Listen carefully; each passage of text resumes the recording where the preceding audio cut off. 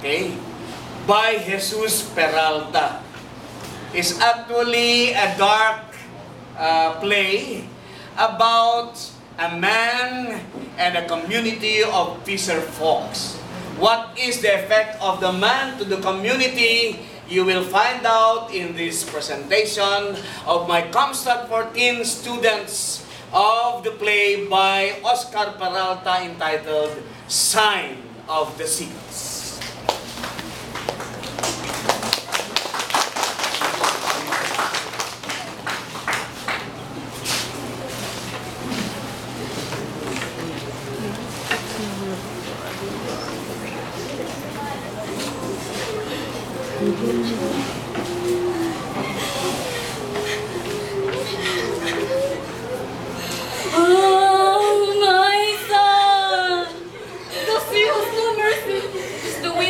To see into frenzy. He will never die down.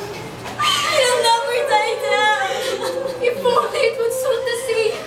My son. But what have we done? Lost in the sea. Oh Lord, lost in the sea. I threw flowers in the sea, but they were all washed back ashore to me. It is the wind that drives your boat into the water. I cannot visit his grave. How can we strew flowers in their graves? The fish they cannot find.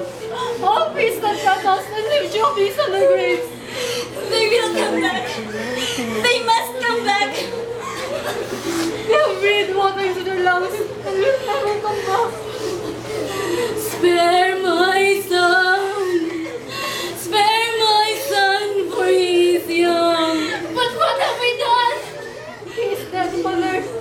Like all the rest of the men, my flowers cannot find their bodies.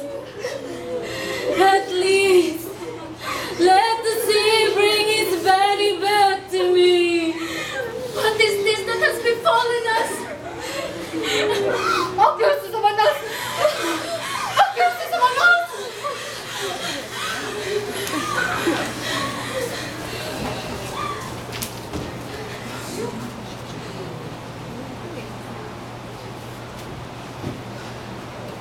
Why didn't you run away too? I am too old to be afraid. Why would you have reason to fear me? There is nothing you can do to me. I have nothing more to lose. No one else to give to the sea. I have done nothing to you nor to them.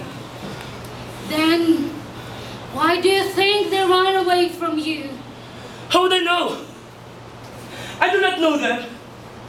I don't even know you. No, you don't know them. Then how could I have done anything to them? The polluted air knows no one, but spares none.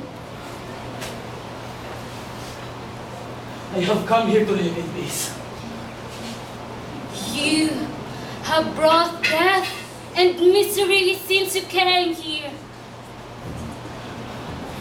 I have brought you no evil nor have I wished you any. Do not blame me for what happens in here. The sea used to be calm. Indigos hovered over the fish on the surface. No child went hungry. No woman wept.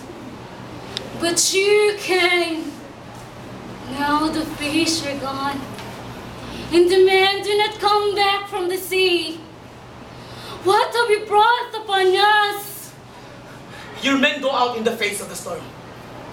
There was no storm when they set out in the sea. These are men that draw from the sea their lives. They could smell a storm in the sea and see it in the wings of the seagulls.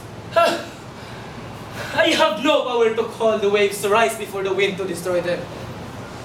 Yet, the sea rises to claim, but spares you. I have nothing to do with Tempest. I am only a man. And even if I could conjure Tempest, I would not think of harming you. You accepted me when I came here to live. If you really wish us no harm, then leave us. There are other lands and other seas. But I have done nothing to you. Tell me what I have done. Tell me! I do not want your blood on our heads. But even now, there is pain in the hearts of the people. One day, it may turn into anger. Go! Go before they kill you and themselves react. I have done you no harm. It is not always by intent that we make others suffer. With the love of whatever you call sacred. Mother! Go! Mother, why do you stay here? Go and leave this place! Go! Go!